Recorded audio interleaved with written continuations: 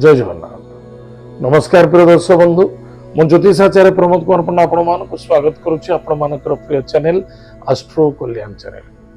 प्रिय दर्शक बंधु, जो व्यक्ति मान चैनल को देखुं सब्सक्राइब करना सब्सक्राइब करूँ, लाइक करूँ, अधिक अधिक शेयर करूँ। एवं आसतु जानिबा मासिक राशिफल 1 जनवरी 2026 ठारू 31 जनवरी 2026 मसीहा सन 2026 मसीहार जनवरी मासटी जो व्यक्ति जन्मजातक राशि होची मकर राशि, अन्यथा जो व्यक्ति जन्म जातक लग्न होची मकर लग्न, जदि आपण पाखे जातक नाही नाम राशि होची मकर राशि, निश्चित रूप से एपिसोड देखिबा अत्यंत आवश्यकता अछि।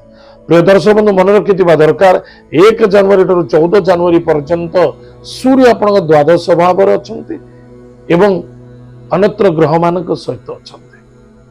ताहले आमे 1 जनवरी रू 14 जनवरी पर्यंत मन को कंट्रोल रखा अत्यंत आवश्यकता अछि। धैर्य ही सफलतार मूल मंत्र अटे। खर्च अधिक देखादेव, गाड़ी घोड़ा चलवा निमंते सावधान, व्यापार वाणिज्य पर आर प्रभाव नेगेटिव प्रभाव देखादेव, यथेष्ट सावधान। क्रोध, जिद्दी, अहंकार, इगो भावना भावात्मकता हित रहिबा केबे हबो एवं कौन सी निशा द्रव्य सेवन करवा ये मासटा आपण मंगलमय नुहे बा कौन सी निशा द्रव्य सेवन कर दूर यात्रा करुचंती, ड्राइविंग करुचंती, यह मध्य आपण दुर्घटना समय अटे।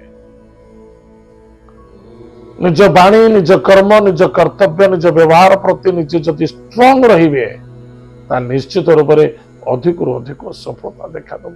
किछि जिनस एमिति अछि, किछि कार्य एमिति अछि हाथ को आसी अणाहाते समय अतिबाहित होची, टाइम रे ही पारु नाही, जहाँ फल आपण चिंतित होउछनी, आपण टेंशन नहीं होउछनी ना, जमा टेंशन नबा नाही। एनी टाइम पॉजिटिव थॉट नहीं चलंतु, निश्चित 14 जनवरी परे आपण को सफलता दबो।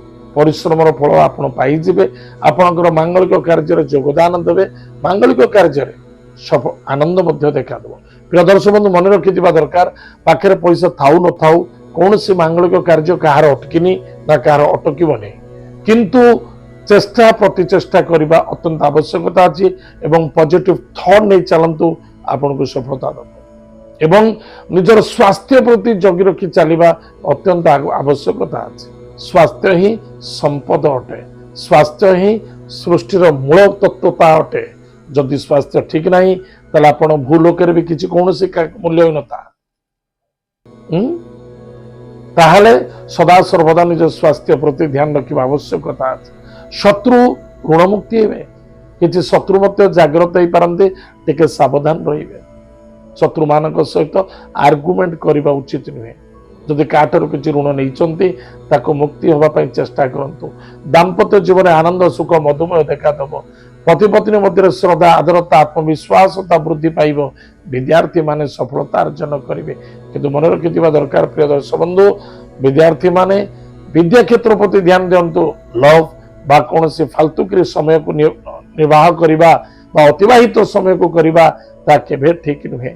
जदि दूर को जाइचंती धैर्यर आवश्यकता अछि, धैर्यर सहित कार्य कले अधिक अधिक सफलता आनंद मध्य मिलिबो।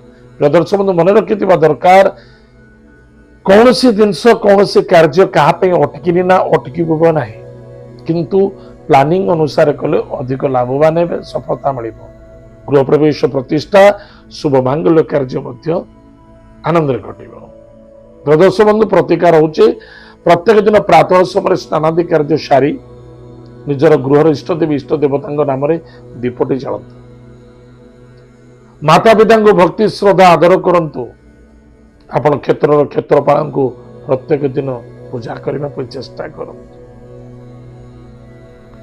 रविवार, मंगलवार, शनिवार एवं गुरुवार दिन आमिष भक्षण करंतुनी, निशाद्रव्य सेवन करंतुनी, जहा फल आपण सफलता पाइबे, आनंद पाइबे एवं महानंद रे मासटी कटिबे। दर्शक बंधु, एत थिला मकर राशि व्यक्ति मानक मासिक राशिफल। आज तो समय जाइए कार्यक्रम को आम यही रखुचु, पुणी देखा। जय जगन्नाथ, नमस्कार, हरि ओम।